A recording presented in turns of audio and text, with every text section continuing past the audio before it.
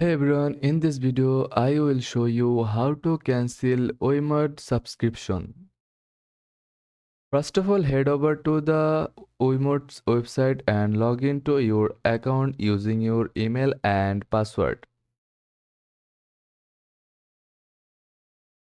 After that, once you logged in, click on your profile icon in the top right corner and select account settings from the drop down menu.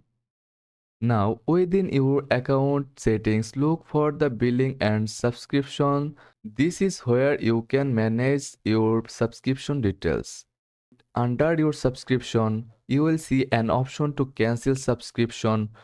Click on that and follow the on-screen prompts to confirm the cancellation. After completing this step, you will receive a confirmation email for Wemod letting you know your subscription has been cancelled. You will still have access until the current billing period ends. And that's it, you have successfully cancelled your Wemod subscription.